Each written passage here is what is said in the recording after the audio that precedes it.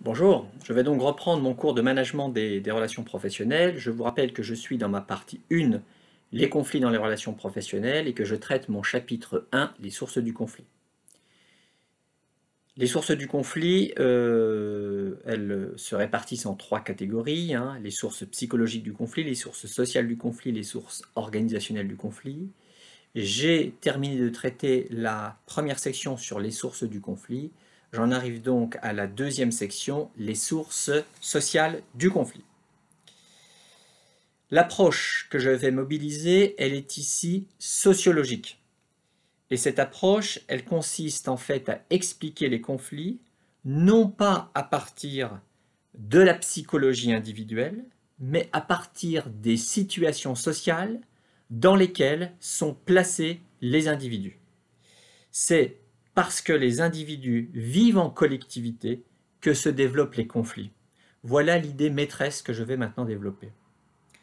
Deux aspects vont être étudiés. Dans un premier temps, je vais vous parler de l'influence des rôles et des statuts sur le développement des conflits. Et ensuite, je vous parlerai plus spécifiquement des conflits intergroupes. J'en arrive donc à mon 2.1, le rôle et le statut. Alors il faut savoir que rôle et statut, ce sont deux concepts sociologiques, et ce sont les deux faces d'une même pièce. C'est-à-dire que on ne peut pas les dissocier, il faut les penser ensemble. Je vais essayer de définir ce que j'entends par rôle et par statut. Le rôle, c'est le résultat des attentes du groupe social à l'égard d'un individu en fonction de normes préétablies. On attend alors de l'individu qu'il sache tenir son rôle. L'individu a des devoirs eu égard à son rôle. Donc, le rôle génère un certain nombre d'attentes qui vont peser sur l'individu. Prenons un exemple très concret. Si je suis cadre dirigeant, la société dans son ensemble, et tout particulièrement le groupe des autres cadres dirigeants, va attendre de moi certains comportements. Sur le plan professionnel, je vais devoir faire preuve de sérieux, de professionnalisme, de hauteur de vue. On va attendre de moi une certaine maîtrise des situations, un certain charisme, un certain leadership. En termes de consommation ou en termes de style de vie, on va aussi avoir des attentes. Voilà pour le rôle. J'en arrive maintenant au statut.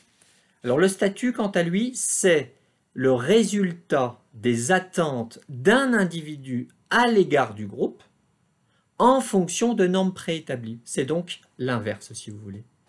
L'individu, s'il occupe un certain statut, cela veut dire qu'il a des droits. Il a des droits eu égard à la position sociale qu'il occupe dans l'espace social, dans la société. Donc, cadre dirigeant, c'est aussi un statut. Hein. Je l'ai dit, statut et rôle, ce sont les deux faces d'une même pièce. Donc, cadre dirigeant, c'est aussi un statut, ce qui va correspondre à un certain nombre d'avantages matériels. Si vous êtes cadre dirigeant, vous allez avoir un certain nombre d'avantages matériels. Vous allez attendre des autres une certaine considération sociale. Vous pouvez avoir un certain nombre de revendications sur le plan salarial, etc., etc. Donc, rôle et statut sont bien les deux faces d'une même pièce et il faut les penser ensemble. Alors, quel est maintenant le lien entre le rôle, le statut et le développement des conflits? Tout d'abord, il peut y avoir des conflits de rôle et de statut. Alors, il y a conflit de rôle quand l'individu doit assumer en fait des rôles contradictoires. Cela va avoir pour effet de fragiliser les relations sociales. Et cette fragilité, elle est justement à l'origine de nombreux conflits dans les organisations. Donc retenez l'idée que les conflits de rôle génèrent potentiellement des conflits. Je vais prendre un exemple. Dans mon exemple, on a affaire à deux individus qui sont en relation, Durand et Dubois. Dans la vie professionnelle, Durand est le patron de Dubois, mais Dubois se fait élire maire de la ville où est installée l'entreprise de Durand. À ce titre, Dubois, en tant que maire, va pouvoir refuser un certain nombre de choses, par exemple un permis de construire, à Durand. Donc des conflits peuvent surgir de cette situation. Et on voit ici que l'approche, elle n'est psychologique qu'au deuxième degré, que les deux acteurs, Dubois et Durand, soient enclins à l'agressivité de par leur personnalité, n'entre en jeu que de manière secondaire. C'est d'abord la confusion des rôles et des statuts qui va en fait générer le conflit. Le conflit de rôle peut également être intériorisé. Alors, je vais prendre un exemple pour illustrer cette situation.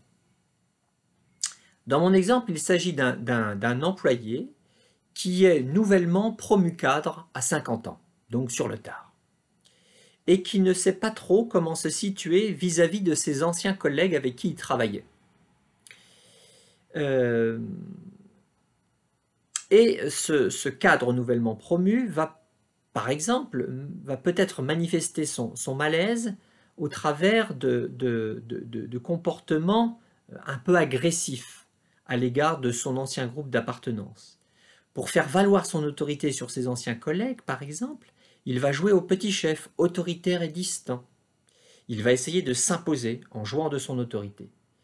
Ici, on voit bien comment un conflit identitaire peut déboucher sur des conflits interpersonnels, parce que l'individu va ici vivre en fait un conflit de rôle, ce qui n'est jamais confortable. Donc cet exemple met en fait en évidence le thème de l'identité qui se joue derrière les conflits de rôle et de statut. Il y a un sociologue français qui s'appelle Renaud Saint-Saulieu, qui a spécifiquement travaillé sur les identités sociales et professionnelles. Je vous renvoie à son ouvrage phare « L'identité au travail » si vous voulez en savoir plus. Pour Renaud Saint-Saulieu, le conflit a une dimension à la fois stratégique et identitaire. Qu'est-ce que ça veut dire? Ça veut dire que la dimension stratégique du conflit, elle renvoie à la défense des intérêts. Les individus vont faire alliance pour défendre des intérêts communs. Mais le conflit pour Saint-Saulieu a aussi une dimension identitaire. Les individus vont faire cause commune parce qu'ils défendent une identité commune. Et bien souvent, les deux se recouvrent, nous dit Renaud Saint-Saulieu.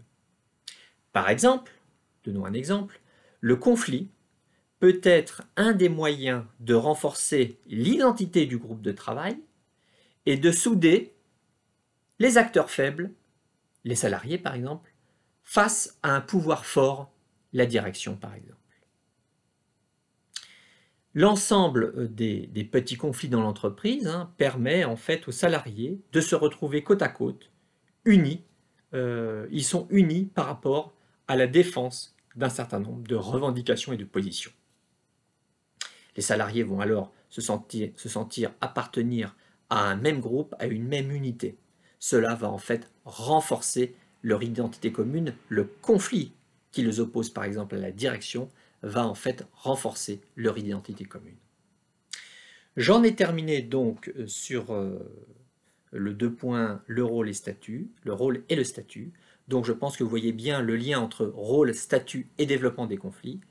Dans une prochaine vidéo, je vous parlerai des conflits intergroupes ainsi que des guerres avec l'approche de la polémologie. Au revoir.